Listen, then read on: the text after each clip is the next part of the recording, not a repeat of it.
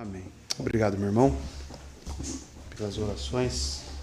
Vamos ao texto. Abra aí. Carta aos Hebreus. Hoje aqui 3 versos apenas.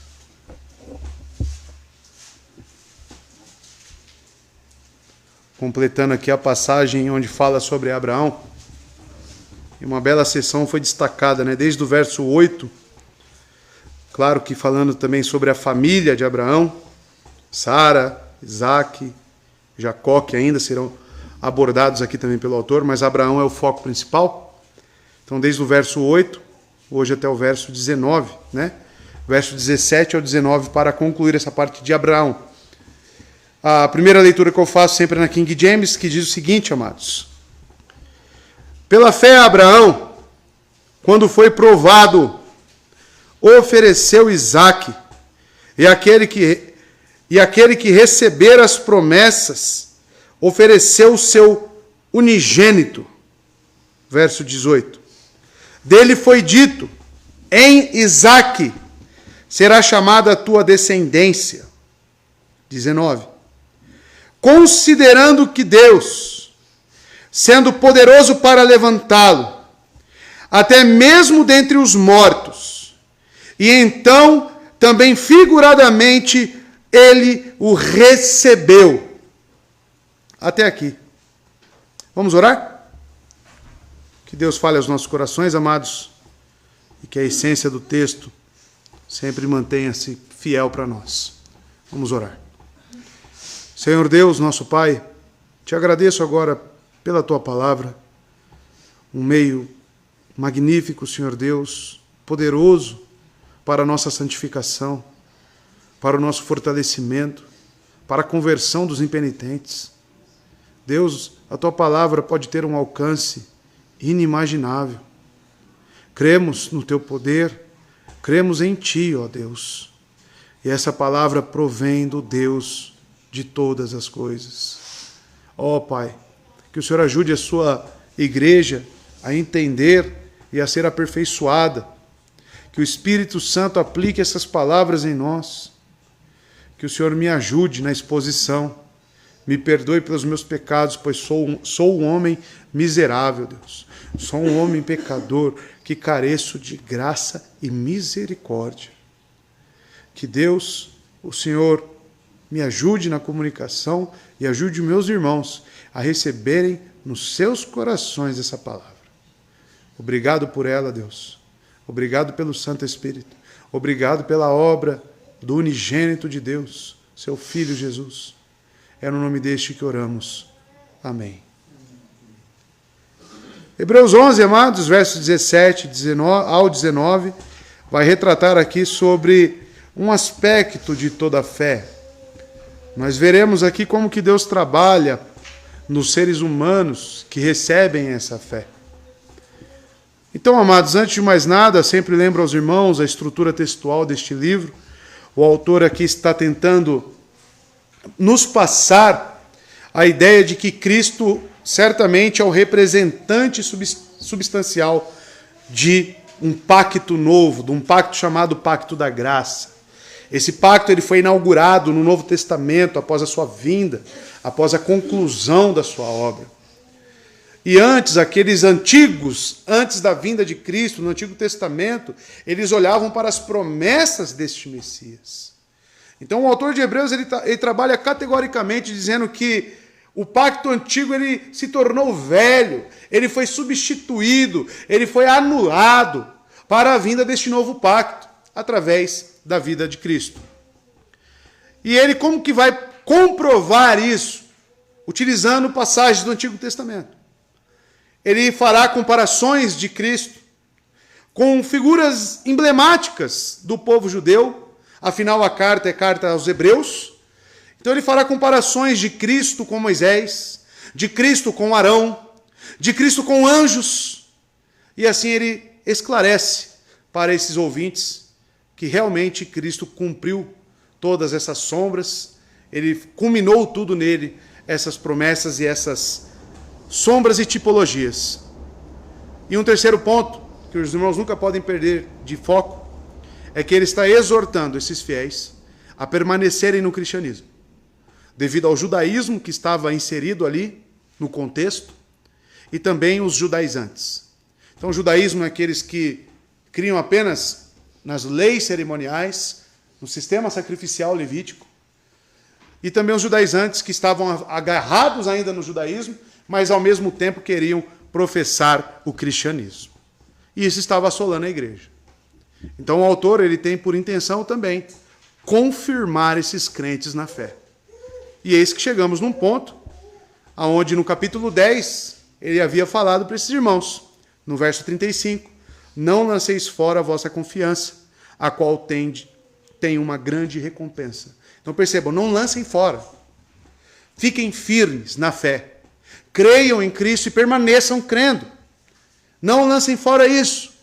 E aí ele entra, através dessas exortações. No verso 38 você percebe, mas o justo viverá pela fé. Ele começa a citar essa questão de estarmos agarrados à fé, de termos paciência, de perseverarmos na fé. E agora ele entra no capítulo 11, falando o que é a fé. No verso 1, que é importantíssimo para nós, ora, a fé é a substância das coisas pelas quais esperamos e a evidência das coisas não vistas. Então, definindo a fé, ele passa a exemplificar a fé. E nós já vimos aqui Abel, nós já vimos Enoque, já foi falado aqui também sobre Noé, Abraão, Sara, exemplos de pessoas que olharam para Cristo com os olhos da fé e viveram. Então ele está realmente esclarecendo, exemplificando o que é viver pela fé, irmãos. Importante para nós isso? Muito importante. Porque nós professamos essa mesma fé que esses homens. E precisamos, às vezes, ter clareza sobre nossa conduta e o que realmente essa fé gera em nós.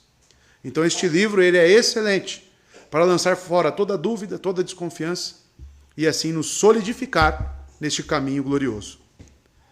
Vemos aqui então agora em Abraão a prontidão da sua fé. Então uma das coisas que nós vemos em Abraão, amados, é uma prontidão em obedecer. Depois de deixar um pouco o autor o tema sobre a fé de Abraão, ele fez uma introdução, se os irmãos lembrarem, os últimos versos, do 13 ao 16, onde ele fala que todos estes morreram na fé, sem terem recebido as promessas, mas vendo-as de longe foram persuadidos a respeito delas. Vejam, todos esses que ele citou, com foco em Abraão, Sara, Isaac, Jacó, e abraçaram-nas, e confessaram que eram estrangeiros e peregrinos. Então foi como um parênteses, do verso 13 ao 16. E aqui ele retoma, ele volta ao tema principal da fé de Abraão. E ele resume e conclui suas observações sobre a fé de Abraão, com base no incidente, com base numa passagem, uma situação a qual Abraão teve que realmente exercer a fé, que era sacrificar o seu filho Isaac. Esse será o ponto aqui que analisaremos à luz do texto bíblico. A conduta de Abraão para com essa provação de Deus, esse teste de Deus.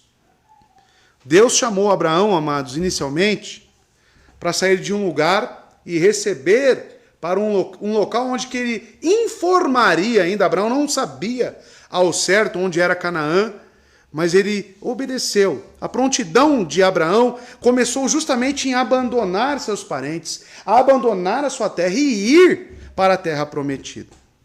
Isso não foi fácil para Abraão, amados, pois ele tinha de deixar seus parentes para ir para uma terra desconhecida. O patriarca creu em Deus, obedeceu a sua palavra, confiou, seguiu.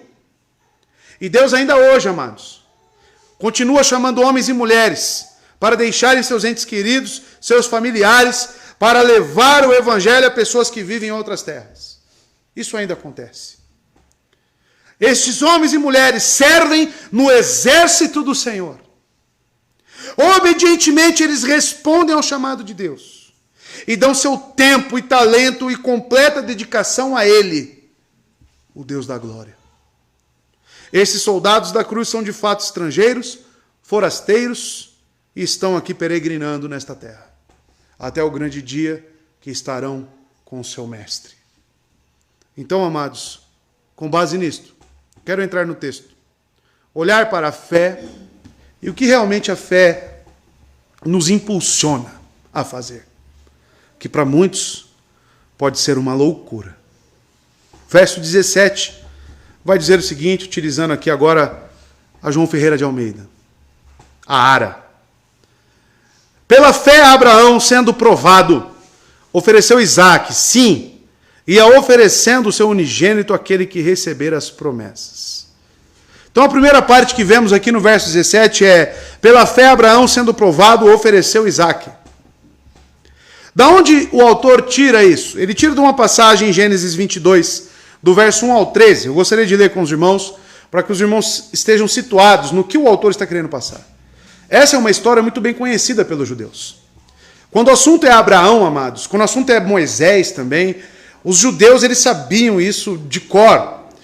Abraão é tido como patriarca dos judeus, né? Uma figura máxima para eles.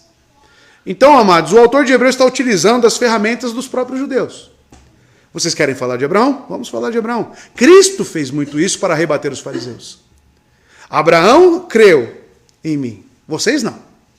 Se vocês crescem em mim ou crescem em Deus, vocês teriam as mesmas obras que Abraão. Isso está em João capítulo 8. Mas veja, da onde que o autor pinça essa referência aqui em Hebreus? Gênesis 22, do verso 1 ao 13. Vamos ler aqui pausadamente. Passado algum tempo, Deus pôs Abraão à prova. Deus pôs Abraão à prova. Tá? Dizendo-lhe, Abraão, ele respondeu, eis-me aqui.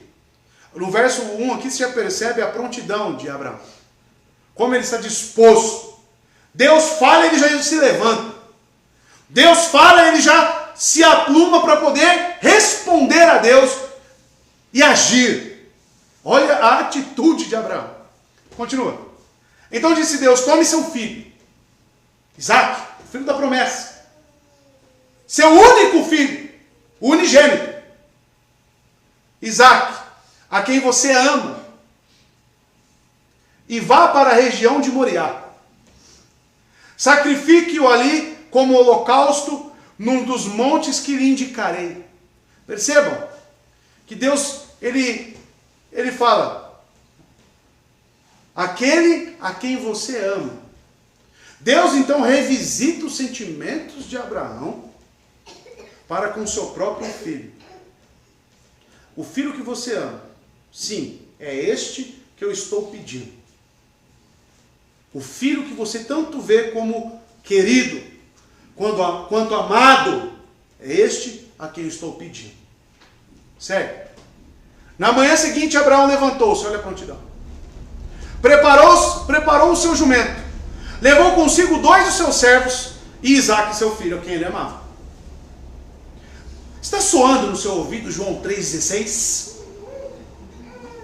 Depois de cortar a lenha para o holocausto, partiu em direção ao lugar que Deus lhe havia indicado. Obedeceu, segue. No terceiro dia de viagem, Abraão olhou e viu o lugar ao longe. Esses detalhes é colocado por Moisés, porque a provação de Abraão não começou quando ele chegou em Moriá. A provação em Abraão começou desde o dia que Deus emitiu a ordem. E esse detalhe aqui que ele viu de longe é significativo porque nos remete ao estado de Abraão ao percorrer esse caminho. A provação era contínua. E Moisés nos indica que de longe Abraão viu o local aonde Deus determinou para o sacrifício do seu próprio filho. Certo? Disse ele a seus servos, fiquem aqui com o jumento, enquanto eu e o rapaz vamos até lá. Depois de adorar, voltaremos. O verso 5 já começa a nos trazer uma ideia de que a confiança plena, absoluta de Abraão em Deus é quem estava falando. Qual que era a ordem? Levar o filho para matá-lo. E olha o que Abraão diz. Fiquem aqui, servos, que eu e o rapaz, Isaque, iremos até lá. iremos adorar a Deus e voltaremos. Então aqui existe alguma certeza em Abraão. Existe algo que está o movendo. Sério.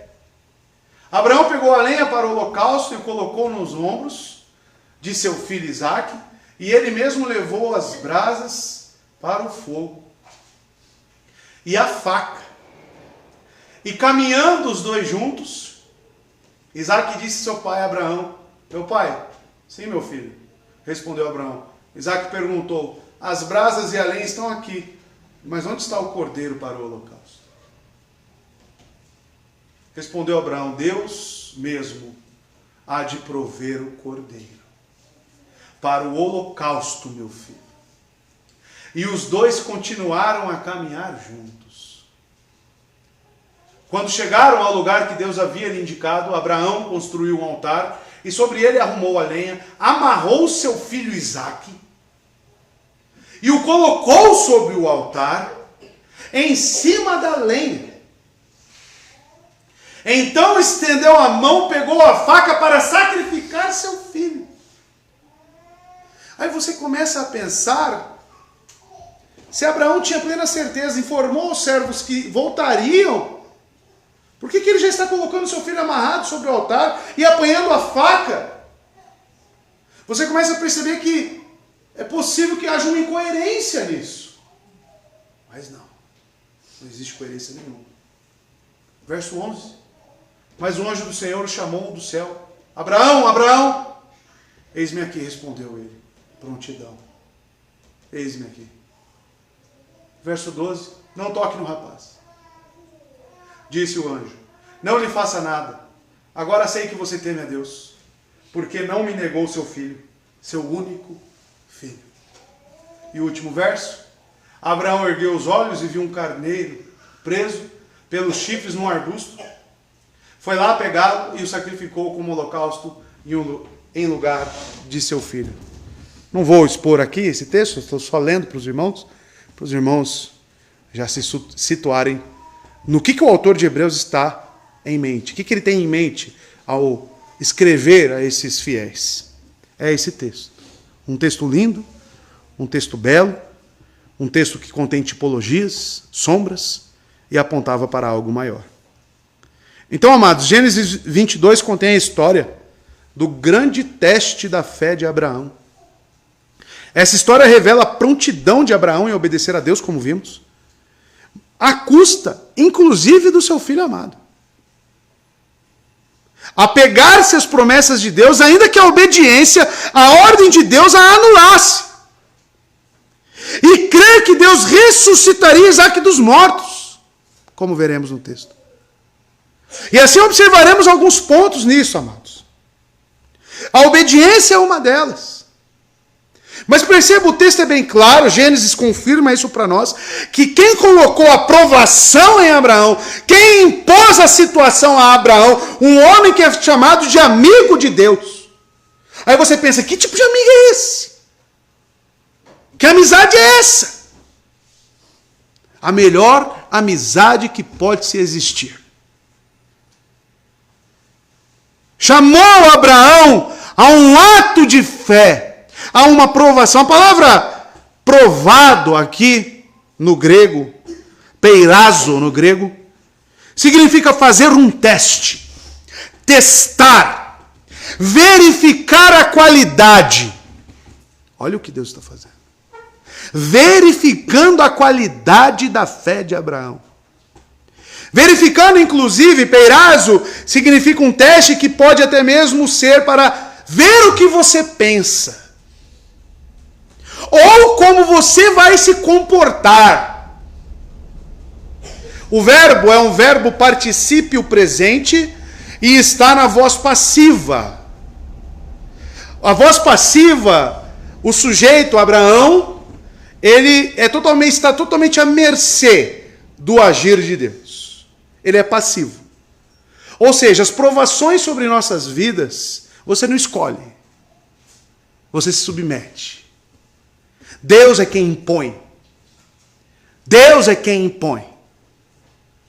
E você que pensa que já está tudo bem, já encontrou uma igreja bíblica, já encontrou uns bons irmãos para cultuar, agora é só esperar o dia da sua morte, cuidado! Porque a jornada é longa e a jornada é feita de provações. A jornada é feita de testes, para ver se realmente você está nela, na fé. Este é o Deus que nós servimos. Um Deus que testa, um Deus que prova a nossa fé. Por isso, amados, o estado vigilante, ele tem um tom exortativo nas Escrituras, principalmente no Novo Testamento, para nos mantermos vigilantes. Porque a qualquer momento você pode ser provado por Deus. Se você obterá êxito ou não, Deus é quem sabe. E o fato do verbo estar no particípio presente, eu já havia dito aos irmãos que os verbos particípio no grego, eles trazem uma qualidade. Ou seja, ser crente, porque o texto começa como? Pela fé. Abraão. Então ele está falando de um indivíduo que tem fé em Cristo. Qual é a qualidade dos crentes? Serem provados. Além de outras, inúmeras que já foi citadas aqui. Mas se os irmãos perceberem todas as qualidades dos cristãos aqui, mencionados no capítulo 11, onde o verbo está no particípio, amados, são coisas oriundas da fé. O confiante, aquele que é chamado, tudo isso, amados, está no particípio. E provado também está no particípio. É algo que acompanha a vida do cristão. Por isso que o instrumento, o símbolo do cristianismo é qual, irmãos? A cruz. Não é uma almofada, não é uma poltrona, não é um cobertor, é uma cruz. Cruz é instrumento de morte. Cristo fala, negue-se a si mesmo, tome sua cruz diariamente. Ou seja, você precisa matar as suas vontades. E os irmãos perceberam no texto? Pegue o filho ao qual você ama, Abraão. Eu tenho por mim, amados, que os nossos sentimentos, quando colocados perante aquilo que Deus nos ordena, na sua esmagadora maioria de vezes, eles têm que morrer. Não tem espaço para os seus sentimentos, não tem espaço para aquele seu coraçãozinho que fica batendo e as suas vontades. Na grande maioria das vezes, entre o que Deus nos ordena e entre aquilo que você ama e deseja, quem vai perder? Quem vai ter que anular os seus sentimentos? Somos nós. Porque a ordem de Deus é absoluta. O mandamento de Deus é absoluto. É máximo para nós. E a palavra ofereceu, que contém nesse início, ofereceu Isaac. Se os irmãos perceberem, o verbo aqui está no indicativo, mas está num tempo imperfeito, né? Ofereceu. Então, amados, o tempo presente revela que o sacrifício, na verdade, aconteceu como uma demonstração da disposição de obediência de Abraão, porque era algo presente. Então, Abraão está aqui demonstrando a sua disposição em obedecer a Deus. O imperfeito, por outro lado, porque a palavra ela tem uma modificação, aponta para a tentativa de Abraão de sacrificar Isaac, porque não teve ação concluída, né? Ele ofereceu, e nós vimos no texto que o anjo o impediu. Mas a disposição de Abraão, ele já estava com a faca. Ele estava pronto para matar seu filho. E nós vamos entender o porquê que ele estava pronto para sacrificar seu filho. Então nós destacamos, não podemos deixar de fora isso, que Deus sempre nos provará. Cristo provou os discípulos? Sim, João 6, versos 5 e 6. Veja o que Cristo fez com Filipe, seu xará. Levantando os olhos e vendo uma grande multidão que se aproximava, Jesus disse a Filipe: onde compraremos pão para esse povo comer? Fez essa pergunta apenas para pô-lo à prova. À prova. Pois já tinha em mente o que ia fazer. Deus nos testa, irmãos. Deus nos prova, irmãos. Então não pense, me batizei, está tudo certo, agora eu tenho Cristo na minha vida. A prova vai vir, certamente. Se você crer verdadeiramente em Cristo, você será provado. Provado. Por que você é provado? Para destacar, para aguçar, para incitar em nós obediência. Não é em vão, isso é um refinamento, irmãos, da nossa fé. É os meios que Deus tem de nos aperfeiçoar. Aquele que começou a boa obra é fiel e justo para terminá-la. Como que ele vai terminar? Provando, testando. Como se purifica um ouro. Para se purificar o ouro, coloca ele na fornalha, em altas temperaturas. Os dejetos, eles são separados para que ele fique puro. A sua fé precisa ser purificada. Esses resquícios de sujeira pecaminosa em nós precisam sair. Precisam ser extirpados de nós. Orgulho, preguiça, maledicência, inveja. Todas essas coisas precisam sair das nossas vidas. Como que Deus vai fazer isso? Provando, testando. Ao mesmo tempo, sabemos que Paulo diz em Coríntios que Deus nos dá um fardo que não somos capazes de carregar. Então Deus nos prova de acordo com aquilo que podemos, que aguentamos. Deus é sábio nos seus caminhos, irmãos. Mas quando eu olho para o teste de Abraão, eu começo a medir o tamanho da fé deste homem. Eu começo a ver o quão esse homem confiava em Deus. A fé de Abraão triunfou, amados, quando Deus o conduziu à terra da promessa e quando Deus lhe deu Isaque, o filho da promessa. Mas será que Abraão havia alcançado o platô da fé, o ponto máximo da fé? Uma pergunta. Sua fé estava estagnada e inativa? Será? Abraão seria capaz de submeter-se ao maior teste da sua fé? Estaria ele disposto a oferecer seu filho Isaque como sacrifício a Deus? Ou como Ezequiel, né? Matarei sua mulher, o que ele diz lá? Vou matar sua mulher e você não chore. Vou matar a sua esposa e você não chore. Já leram isso? Por que Deus faz essas coisas, irmãos? Uma tratativa, aquele que é soberano, que tem as vidas, aquele que tem as chaves, ele faz o que ele quiser, irmãos. E tudo que ele faz é justo e bom, esteja certo disso. Esteja certo disso. Mas é um teste severo? É um teste duro? Com certeza. Com certeza. Certa vez, lendo essa passagem, com alguns irmãos em outra igreja, eu lancei a pergunta para as pessoas. E se Deus pedisse o seu filho? Você entregaria? As pessoas têm a audácia. Teve a audácia, eu sei que as pessoas têm, eu digo que tem, porque muitos respondem ainda dessa forma.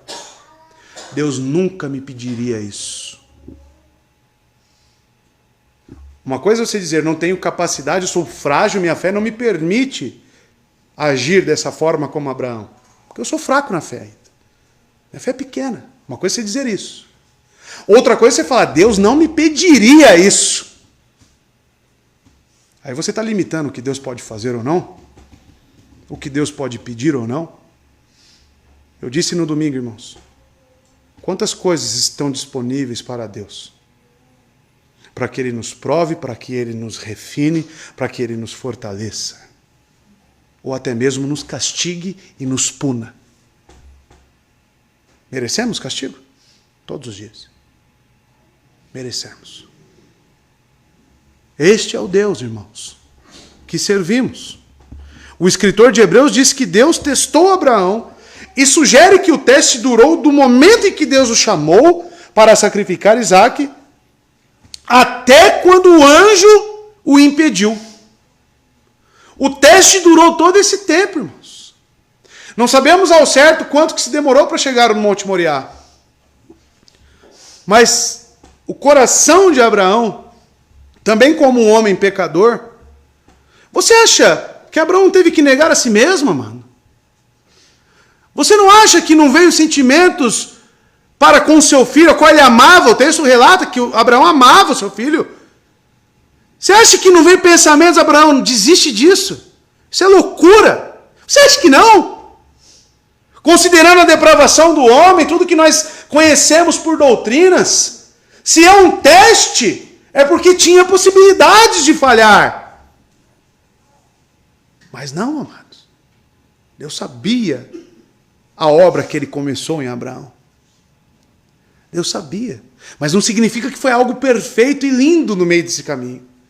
Com certeza teve dificuldades para Abraão. É isso que eu quero dizer aos irmãos. Teve muitas dificuldades internas e externas. Você já pensou com você ouvir do seu próprio filho ao qual você ama? Pai, cadê o sacrifício? E seu filho carregando a faca e a lenha, que assaria ele e que emularia ele.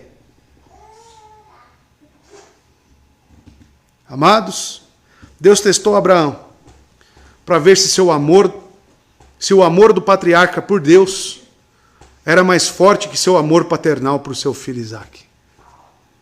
Portanto, Deus pediu que Abraão sacrificasse seu filho em um lugar longe de onde viviam.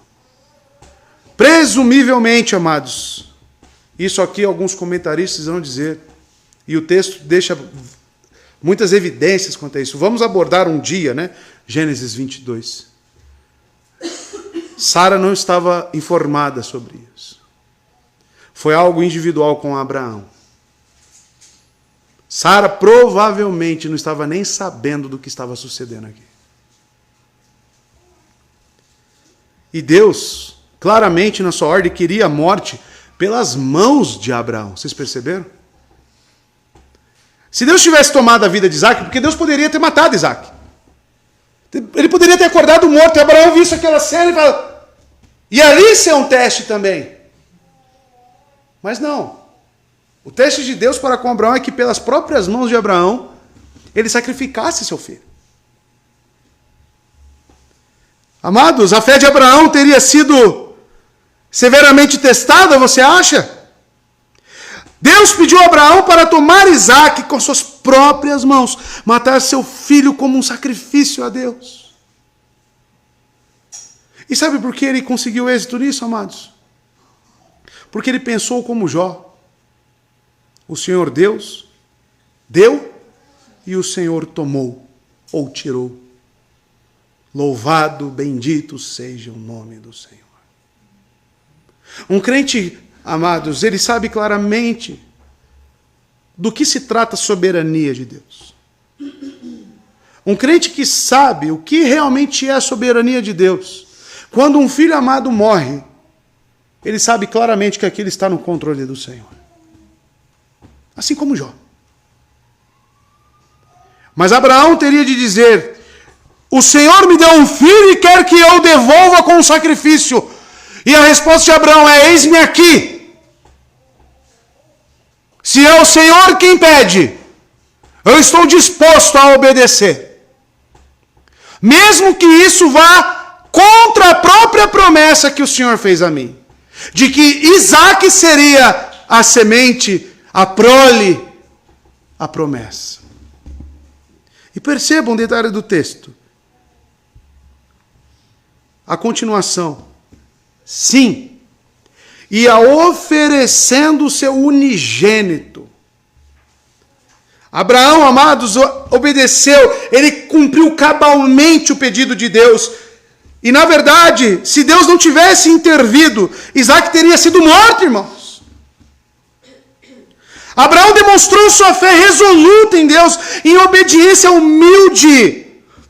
Humilde, totalmente subserviente ao que Deus determinara.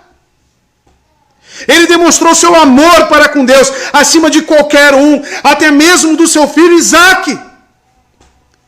E você pensa que o cristianismo é diferente, amado? O que que Cristo nos informa? Aquele que ama mais a pai e a mãe do que a mim, não é digno de mim.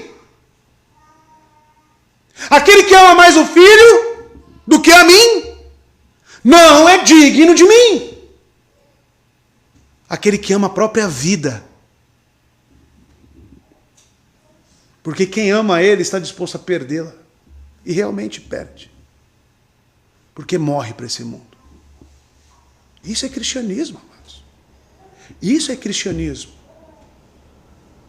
Então eu tenho que sondar as minhas motivações, as minhas pretensões para com Cristo. Por que você acha que ele juntou Pedro naquela praia e falou: Pedro, tu me amas? Pedro, tu me amas? Pedro, tu me amas? Pedro tinha negado ele, veremos domingo agora. Nosso irmão Gessé irá pregar. Mais uma negação. O que Pedro colocou no lugar da fé? Por que ele fraquejou? Por que nós estamos fraquejando? Eu digo, porque te falta amor a Cristo. Enquanto você não amar a Cristo, não amar o cristianismo, não morrer para as suas vontades, você vai continuar negando, continuar não obedecendo e sim desobedecendo, porque te falta amor. Amor. Olhar para Cristo e se render completamente. Eis-me aqui. O que significa uma pessoa que diz eis-me aqui? Uma pessoa totalmente rendida. Uma pessoa totalmente entregue. Não interessa o que ela estava fazendo. Abraão e os homens de fé, eles não falam: não, peraí, Deus, eu estou fazendo um negócio, daqui a pouco eu te atendo. Não existe essa possibilidade. Não existe. Seja o momento que for, seja em circunstância que for, um crente verdadeiro, ele abre mão de tudo e obedece o que Deus está mandando. E eu pergunto a você, pergunto a mim mesmo, temos essa disposição? Você tem essa disposição?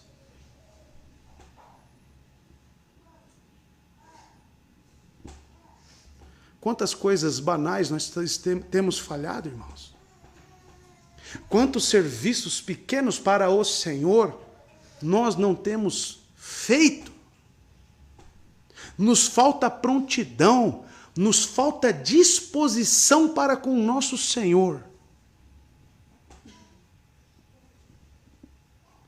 Pois isso, a falta de disposição e obediência, ela não é o caminho do viver pela fé. Viver pela fé é isso que vocês estão vendo aqui.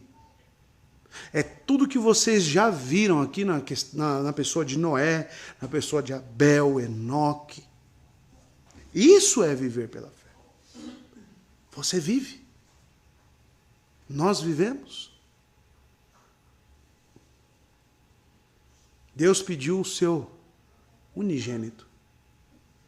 Aí surgem algumas perguntas. Por que unigênito, sendo que ele já tinha filho?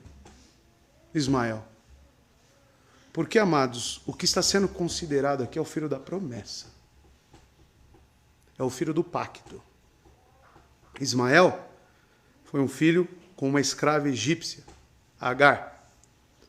Isaac, não Ismael, era o herdeiro, o filho da promessa. Se a vida de Isaac tivesse terminado ali, a salvação do mundo não aconteceria. Porque dessa linhagem veio quem? Cristo Jesus. Pois por meio de Isaac, a promessa de Deus, da salvação a todos nós, chegaria à realização. Essa era a promessa. E na verdade a promessa permaneceu em vigor. Pois Deus impediu Abraão de pôr um fim na vida de Isaac e de anular a promessa. Abraão estava pronto a matar seu filho, mas Deus disse: não estenda a mão contra o menino. Não faça nada com ele. Agora sei que temes a Deus, porque não me negastes teu filho, o teu único filho. Isso está em Gênesis 22, 12. Agora sei que temes a Deus. Agora sei que me amas. Mas o que eu mais vejo, irmãos, é cristãos colocando interesses próprios na frente de qualquer chamado, de qualquer mandamento direto de Deus. Precisamos, amados, morrer para nós mesmos. Precisamos começar a levar com seriedade o que é o cristianismo. E não apenas como um hobby. Tem um culto quarta, sexta e domingo. Né? Alguns nem aqui estão. Está fazendo o que? Nem sei. Será que está negando a si mesmo? Não sei. Acabamos de cantar no Salmo 26. Os meus pés estarão aonde, Davi diz? Na congregação. Você acha que precisava ficar pedindo para Davi vir à igreja? Davi sabia muito bem quem ele cria.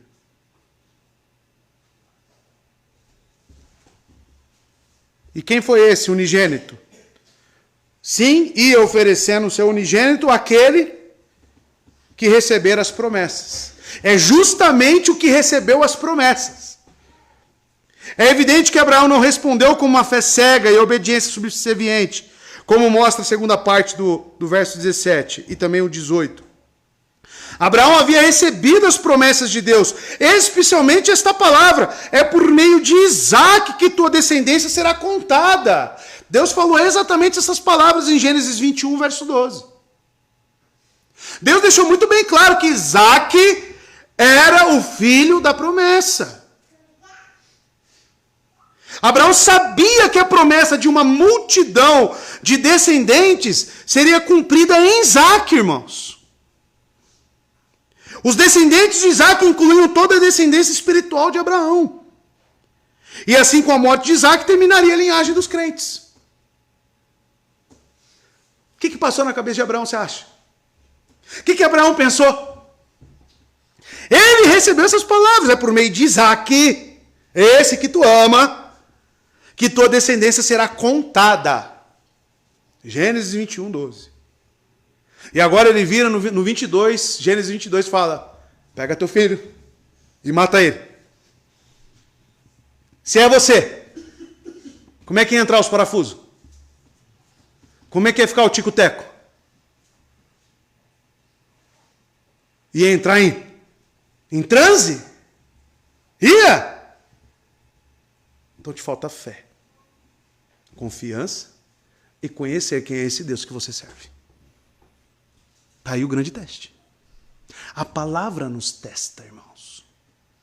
A palavra já nos testa. Nós veremos por que Abraão estava pronto a matar. O texto responde. O texto responde. Por que ele estava pronto a eliminar a linhagem dos crentes? Por quê? O texto vai responder. Verso 18.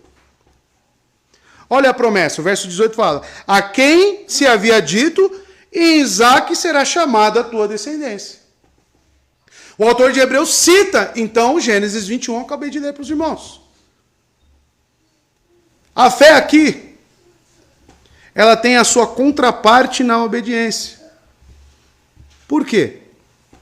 A fé e a obediência, amados, são dois lados da mesma moeda. Abraão aprendeu que a fé e a obediência caminham juntas.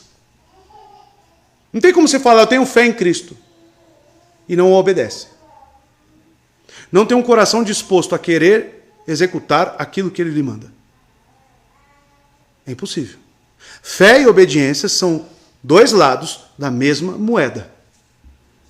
Abraão aprendeu então que a fé e a obediência caminham juntas, especialmente na ocasião em que Deus o chamou para sacrificar seu filho Isaque. Observe a sequência: Abraão creu em Deus e o amou, o qual lhe prometeu um filho. Depois de muitos anos de espera, Abraão recebe o filho prometido e o amou. Então Deus chamou Abraão para sacrificar Isaque. Se Abraão sacrificar Isaque, ele possuiria Deus, mas perderia seu filho. Porque no que tange ao amor, Abraão amava a Deus e também amava seu filho. Se ele matasse seu filho, ficaria só quem? Deus. E eu pergunto sinceramente ao irmão, sinceramente, você está contente somente com Deus? Se tudo nesta vida lhe for tirado, tua esposa, teus filhos, tua casa, teu trabalho, se te tirarem tudo, você permanece amando a Deus? Você permanece pleno, contente, cheio? Ou vira Caim? O que Caim fez? Quando descobriu que o seu sacrifício não estava sendo aceito, o que aconteceu com ele? O semblante dele ficou como? Caído. E o sentimento? Qual era o sentimento de Caim? Ira. E aí? E aí, irmão? O texto deve exigir de nós respostas quanto à nossa fé. Se ele desobedecesse, Abraão possuiria seu filho, mas perderia Deus. Ele creu em Deus, que Deus ressuscitaria Isaac da morte. Em resumo, a experiência de Abraão com Deus produziu o lema: confie e obedeça. Porque aqui, amados, nós temos uma coisa que chamamos entre a fé e a razão. E muitas vezes nas nossas vidas nós ficamos entre a nossa fé e a nossa razão. Mas que tipo de razão? Amados, às vezes através da providência de Deus, pode parecer que há incoerência entre os mandamentos de Deus e suas promessas. Nada além de a fé curvar a alma à soberania divina para conciliar esses dois. Tudo parece inconsistente, incomparável. Mas não se esqueça em quem estavam os olhos desse homem.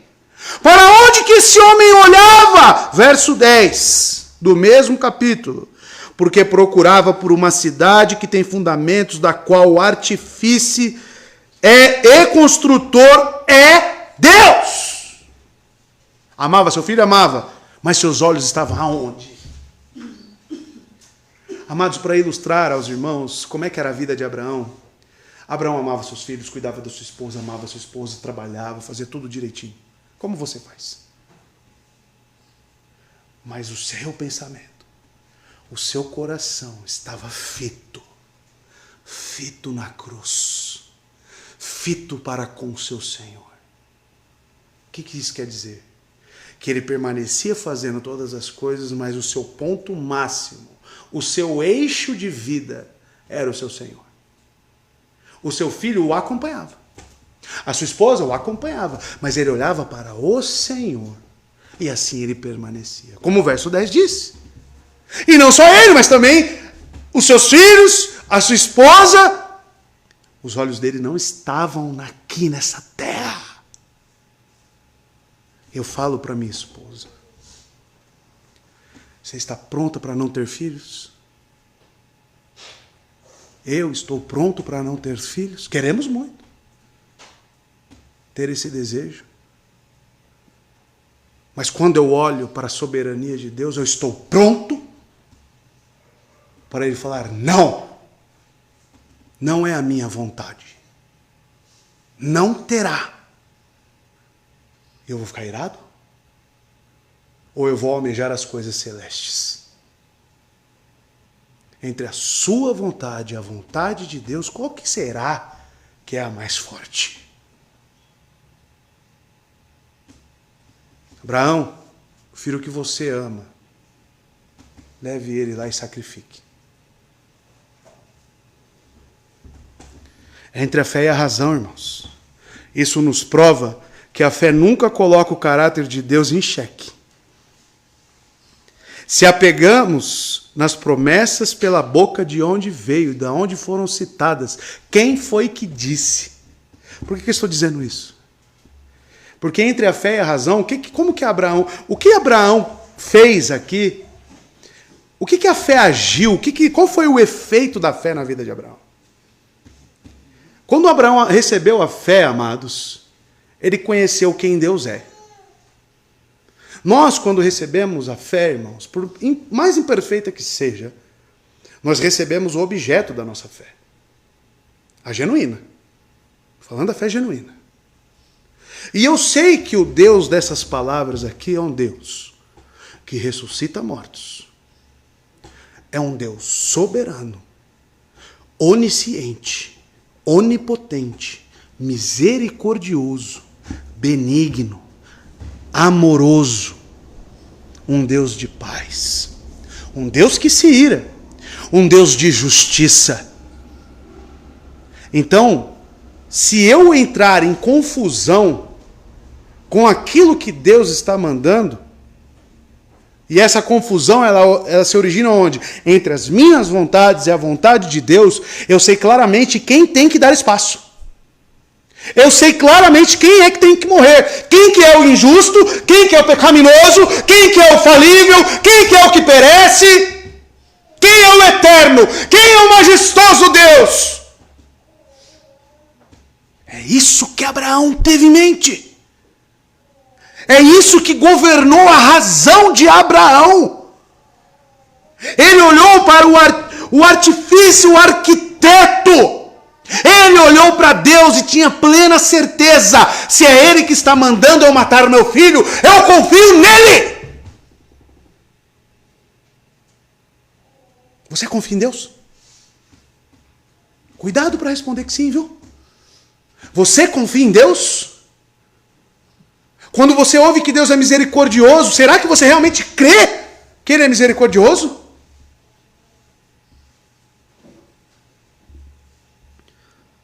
Veja, verso 19 e último.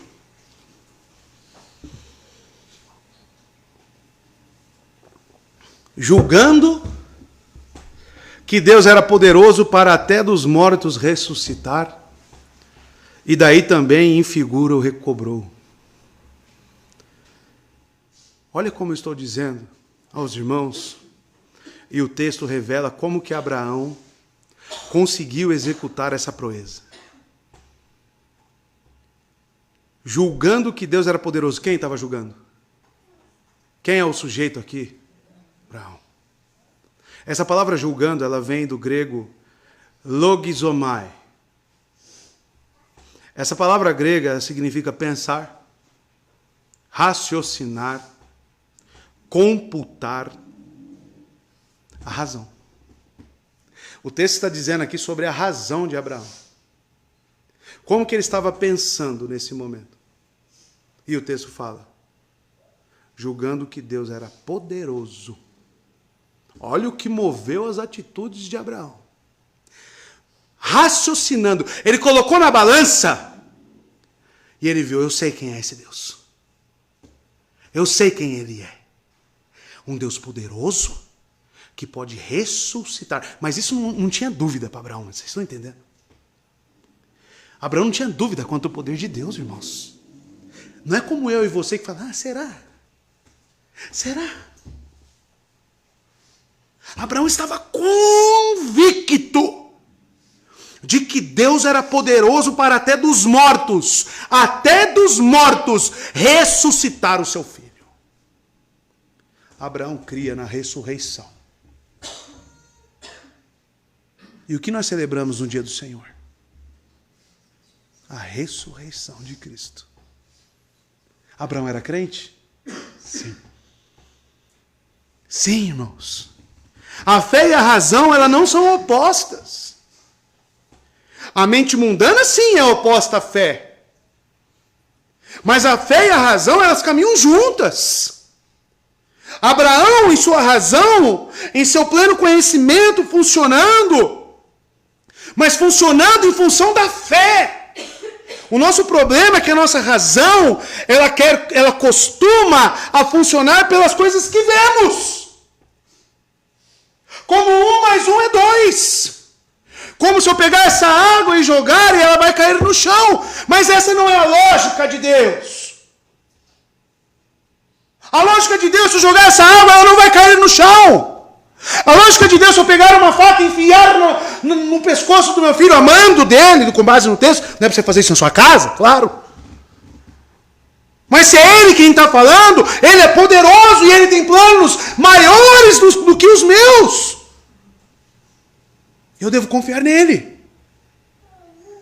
A nossa razão mundana, ela vai entrar em conflito com a fé. Porém, se a fé, ela comanda a minha razão, Se a minha matemática, o meu cérebro funciona com a minha fé, aí eu tenho atitudes como a de Abraão. Porque aí ele julgou que Deus era poderoso. Ele sabia muito bem em quem ele cria, irmãos. Conhecia o seu Deus, conhecia seu poder, conhecia seus atributos. Logo, isso moldou e direcionou a sua coragem e as suas decisões. Aqui está a resposta de você ser tão titubeante. Aqui está a resposta, talvez, porque Pedro negou a Cristo naquele início da caminhada.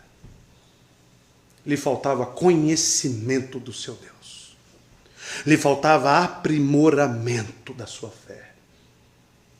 E olha que no final de sua vida, segundo os relatos, né, dos historiadores, ele tenta fugir da crucificação. Talvez você não atinja na sua vida o platô da fé como Abraão. Mas que você esteja certo do que você precisa para ser aperfeiçoado, à luz do texto.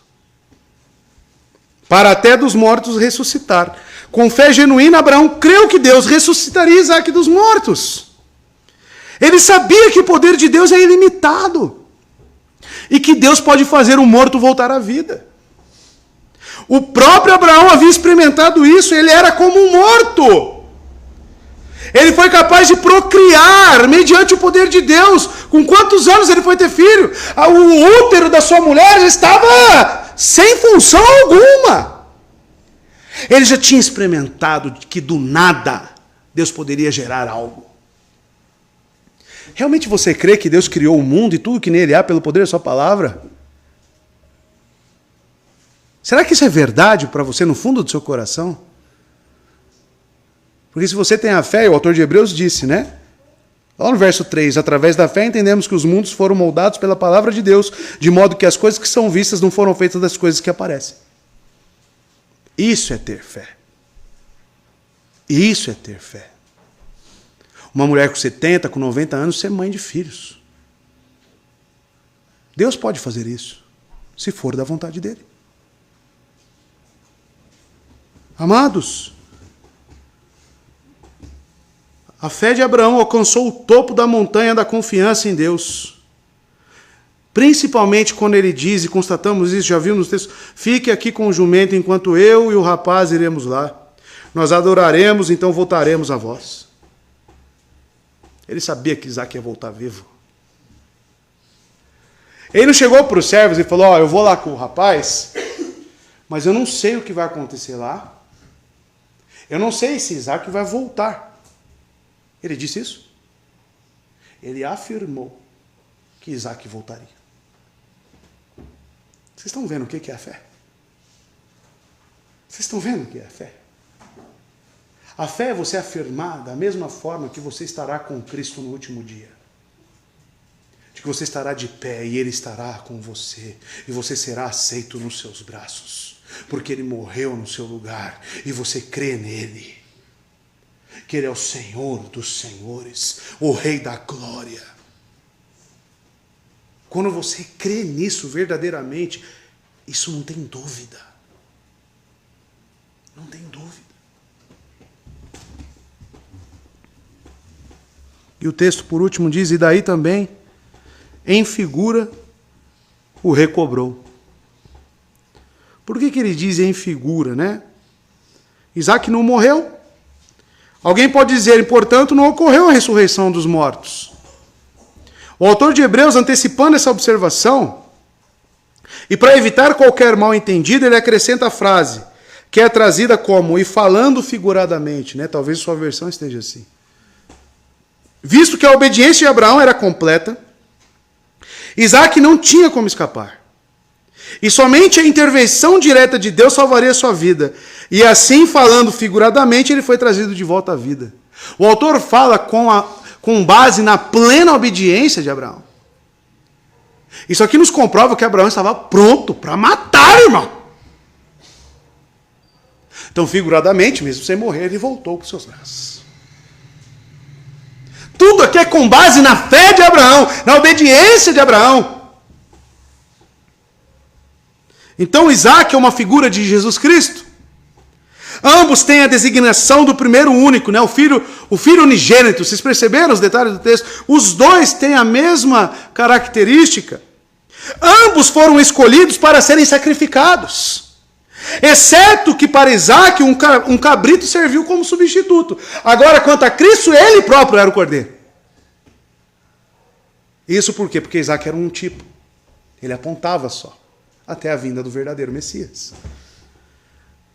Então, amados, os comentaristas, na época da igreja primitiva e da Idade Média, eles foram capazes de ver um paralelo entre Isaac e Jesus Cristo. E de dizer que Isaac prefigurou Cristo. Então, em figura, o recobrou. A conclusão dessa questão é que o autor de Hebreus enfatiza a fé sem igual de Abraão. Pela fé, Abraão ofereceu seu filho Isaac e o recebeu de volta dos mortos.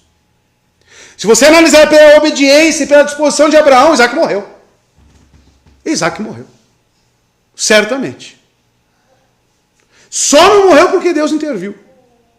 Então, figuradamente, ele recebeu aquele filho de volta nos braços.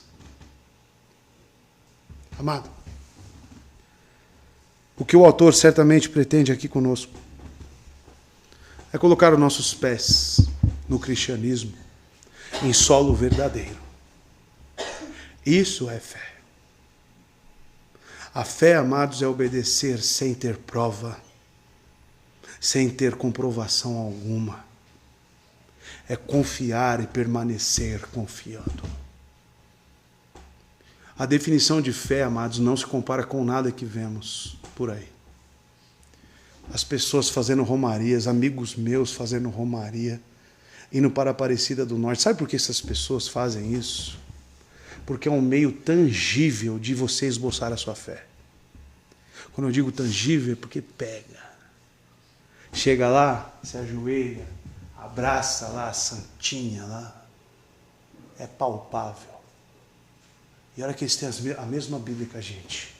Se for aqui em Hebreus 11, desmorona a Aparecida do Norte. Cai tudo lá. Não é necessário nada daquilo. Não precisamos de um local definido para adorar a Deus. Estamos na nova aliança, no pacto da graça, onde Cristo nos representa e o adoramos em espírito e em verdade, assim como Abraão. Abraão creu na palavra de Deus e agiu com base nela e apenas isso. Que Deus coloque nossos corações, irmãos, nessa centralidade das Escrituras, nos dando uma confiança, uma resolução de vida, assim como a de Abraão. Esteja certo de que nós seremos provados. Esteja certo. Então vigie, busca o Senhor, esteja com a sua igreja, esteja pronto para o encontro com o seu mestre, porque esse é o caminho proposto. É isso que as Escrituras nos informam. Deus abençoe os irmãos. Amém? Vamos orar. Vamos agradecer a Deus por mais uma vez nos informar aqui, nos comunicar a sua palavra. Oremos, irmãos. Senhor, nosso Deus eterno, te louvamos, te agradecemos pela sua palavra. Que isso desça aos nossos corações, ó Deus. Que sejamos prontos, Pai de amor, a nos submeter àquilo que o Senhor nos diz. Que sempre, Deus, venhamos a negar as nossas vontades, nossas ambições, principalmente se elas estão em conflito com a sua verdade. Que Cristo reine sobre os nossos corações, Deus. Que Cristo reine sobre as nossas vontades. E que sejamos servos como Abraão. Que a fé que temos, Deus, seja refinada ao ponto de estarmos prontos a fazermos, Deus, termos atitudes que contrariam este mundo. Porque sabemos quem é que nos pede, quem é que nos diz. Continue, Deus, a alimentar a sua igreja, a fortalecê-la. Eu te peço por cada irmão. Continue, Deus, aumentando a nossa comunhão, a nossa fé, e que o seu nome seja glorificado através da vida dessa igreja. Obrigado, Pai. Que o Senhor nos leve em segurança para os nossos lares e que essa palavra encontre lugar em nossos corações. Em nome de Jesus que eu oro, Pai. Amém. Deus abençoe os irmãos.